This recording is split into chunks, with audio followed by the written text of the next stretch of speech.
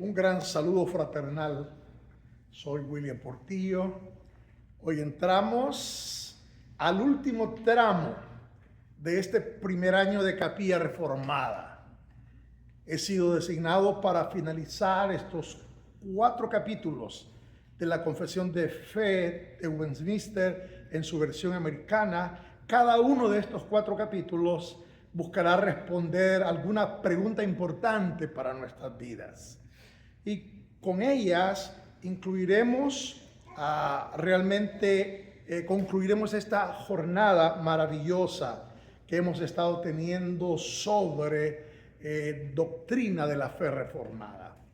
Estas doctrinas nos han enseñado y nos enseñarán en la que resta que Cristo no solamente salva, sino que también guía. El Señor también corrige y el Señor sostiene y nos lleva con seguridad hasta el final de nuestra jornada. Es maravilloso estar en las manos de un Dios que desde la niñez nos toma desde el vientre de la madre hasta que nos pone en su presencia. A la luz de los capítulos 27 y 29 vimos el tema de los sacramentos. Ellos realmente, al igual que la predicación de la palabra de Dios, constituyen lo que conocemos como medios de gracia. Y estos medios de gracia son eficaces para la edificación de los creyentes en Cristo. Algo importante marcar: su eficacia depende enteramente de la obra del Espíritu Santo, de la palabra inspirada por el Señor, por medio de los cuales son instituidos estos medios de gracia, y por las promesas de bendición que siempre van a acompañar los medios de gracia. Ahora, ninguno de estos medios depende realmente para su eficacia de los hombres que lo administran. Depende enteramente de Dios. Por la gracia de Dios, los medios de gracia son efectivos para todos aquellos que creen en el Señor. Pero observemos que ellos tienen que ser administrados por hombres, por ministros de la palabra igualmente ordenados por el Señor. En 1 Corintios capítulo 4, verso 1, explícitamente leemos: así pues, téngannos los hombres por servidores de Cristo y administradores de los misterios de Dios. Ahora bien, en esta capilla 30 hablaremos de la disciplina cristiana. Buscaremos responder esta pregunta: ¿por qué la corrección o la disciplina cristiana es también una forma de manifestar el amor cristiano? El propósito de esta pregunta es ayudarnos a comprender el valor de la disciplina cristiana. Al hablar de disciplina no estamos hablando de humillar, ni estamos buscando castigar a nadie. Al hablar de disciplina cristiana, lo que queremos es buscar restaurar, proteger y conducir nuevamente a todo creyente que ha faltado a la fe para que retorne a Cristo.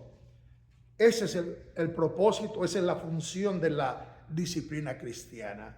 Muchos de nosotros venimos de contextos donde la autoridad que se nos impuso fue abusiva, y en otros casos la corrección fue simplemente algo que estuvo ausente.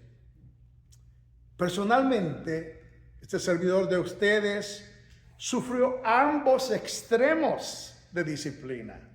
Por un lado, fui sometido al extremo, al abuso, y por otro lado, al abandono, a no tener ninguna protección sobre mi vida. Personalmente, tengo que reconocer que reproduje esos 2 extremos a la hora de disciplinar a mis hijos. Simplemente con eso no solo reproduje el mal que se había provocado en mí, sino que puse en duda principalmente el significado de mi amor hacia ellos. Fue y siempre doloroso el preguntarnos hey, ¿será que no le importa a mi papá que no provoca ninguna clase de disciplina? O, en el otro extremo, realmente, ¿cómo es que me trata tan mal cuando se supone que me ama? El Salmo 94:12 tiene una porción fantástica de ser recitada en esta tarde. Dice así el Señor: bienaventurado el hombre a quien tú, Señor, corriges y en tu ley lo instruyes. Qué hermosa es esta bienaventuranza. Sí, al hombre al que Dios ama, lo corrige. Sí, la disciplina tiene su lugar dentro del reino de Dios y no podemos evadir esa tremenda responsabilidad. En Primera de Corintios capítulo 5 leemos una historia de un joven creyente que cometió un pecado escandaloso. Fue tan grave que cuando el apóstol Pablo supo sobre la maldad de este joven, inmediatamente no solo juzgó aquella maldad, verso 4, sino que además juzgó a la iglesia por no disciplinar al malo. Observen los dos elementos. El verso dice: en el nombre de nuestro Señor Jesucristo, reunidos vosotros y mi espíritu en el poder de nuestro Señor Jesucristo, y el tal sea entregado a Satanás para destrucción de la carne, a fin de que su espíritu sea salvo en el día del Señor. Observemos que la disciplina sigue siendo importante aún en el día de hoy, porque, escuchen este elemento, un poco de levadura leuda toda la masa. Por esa razón, Pablo instruyó a la iglesia a no juntarse con ninguno que llamándose hermano fuere fornicario o avaro o ladrón o idólatra o maldiciente o borracho. Pablo les dijo: con el tal ni aún comáis. Wow. Y añadió en el verso 13: porque a los que están fuera Dios los juzgará. Pero en el seno de la iglesia, quitad a ese perverso de entre vosotros. Queridos hermanos y hermanas, la iglesia es responsable de ejercitar la disciplina. La confesión de fe de Westminster en su capítulo 30 es el tema que abordamos, es fundamental. En el artículo 1 de este capítulo me encanta porque la confesión señala al Señor Jesús como rey, como cabeza de la iglesia, y añade que Él es quien ha designado en ella un gobierno dirigido por oficiales de la iglesia. Es decir, como vimos al principio, hombres han sido colocados para administrar, para ejercer la autoridad en el seno de la iglesia. Y quien lo ha así designado es nada más y nada menos que el Rey de Reyes y el Señor de Señores. Primera de Timoteo, capítulo 5, verso 17, nos enseña lo siguiente. También Primera Tesalonicenses 5:12 nos ayuda y nos mueven a reconocer a los que trabajan en medio de la iglesia y a respetar la autoridad que Dios les ha conferido. En el artículo 2 se enfatiza que el Señor ha delegado esa autoridad sobre ellos para representarlo. Él es quien ha otorgado la responsabilidad de ejercer la disciplina cristiana. En Juan 20, 21, 23 leemos que Jesús dijo a sus discípulos: a quienes remitieren los pecados, les son remitidos, y a quienes se los retuviereis, les son retenidos. Esto es lo que Mateo 16, 19 habla sobre el uso de la llave del reino de Dios. Dios ha dado autoridad a su iglesia para que declaren, observen esto, como gentiles, como publicanos, a aquellos creyentes licenciosos que no se sujetan al orden establecido por Dios en su santa palabra. Y voy a finalizar con el artículo 3 y el artículo 4, porque de eso trata este capítulo 30. Aquí se nos enseña que la disciplina eclesiástica es necesaria por lo menos para, hablemos de 4 razones. Número 1, cuán importante es la disciplina, no solo en el hogar, no solo en el seno de la familia, no solo para una nación, para una ciudad, para la iglesia particularmente. Sirve para ganar, para hacer volver a los hermanos que han ofendido al Señor y a su iglesia. Sirve como ejemplo para cortar de raíz toda maldad que quiera surgir en el seno de la casa del Señor.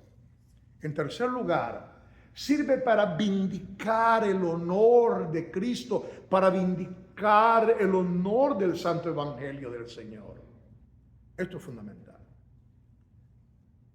Y voy a decir algo, sirve para prevenir la ira de Dios. Para su ejercicio hablamos de cosas concretas, amonestación privada. Hermano, hemos sabido, hermana, hemos sabido que está aconteciendo esta situación. Sirve para que cuando alguien no te oye, entonces sea llamado por estos líderes de la iglesia a que se les suspenda temporalmente, por ejemplo, la cena del Señor. Y cuando estas personas dicen, no tenemos interés en oírlos, entonces sirve incluso para que estas personas sean realmente marcadas como rebeldes y vienen a ser parte incluso de la excomunión de la iglesia. Por eso en 2 de Corintios capítulo 2 versos 6, 8 vemos que la disciplina es aplicada por los ministros de la iglesia, pero cuando hay arrepentimiento, la iglesia perdona, la iglesia consuela, la iglesia confirma su amor para aquellas personas que han estado bajo amonestación. Pero cuando la iglesia realmente se da cuenta que estas personas no responden a nada, Tito 3:10 dice, al hombre que cause divisiones después de una y otra amonestación, deséchalo. Segunda Tesalonicenses 3:14 añade, si alguno no obedece a lo que decimos por medio de esta carta, a ese señaladlo y no juntéis con él para que se avergüence. Si la disciplina cristiana es una realidad que no tenemos que pasar por alto, entonces bien hacemos en repetir el salmo con el que comenzamos esta reunión. Salmo 94:12. Bienaventurado el hombre a quien tú, Señor, corriges y en tu ley lo instruyes. Permítanme concluir la lectura de Hebreos 12:7. Dice, si soportáis la disciplina, Dios os trata como a hijos. Porque, ¿qué hijo es aquel a quien el padre no disciplina? Como hemos visto, la corrección bíblica es una expresión de gracia. Porque Dios, me encantó esta expresión del pastor José, se niega a abandonarnos en nuestros errores. Dios es un Dios que se niega a abandonarnos en nuestros errores. Por eso nos disciplina. Así que esta capilla nos ha enseñado que la iglesia tiene que someterse con humildad, con paciencia, a ese cuidado amoroso y disciplinario, a lo que seremos tarde o temprano llamados para mantenernos en las cosas del Señor. ¿Me quieren acompañar a orar? Padre, vivimos en una generación en que contamos números. 1, 2, 3. Y esperamos, Señor, que nuestra generación responda. Señor, gracias, porque tu palabra dice que instruyamos a nuestros niños y aun cuando sean grandes, no se apartarán de tu verdad. No a nosotros, Dios, pero a tu nombre da la gloria. En el nombre poderoso de Jesús. Amén. Amén. Los invito a que nos pongamos de pie y que cantemos al Señor nuestra siguiente canción.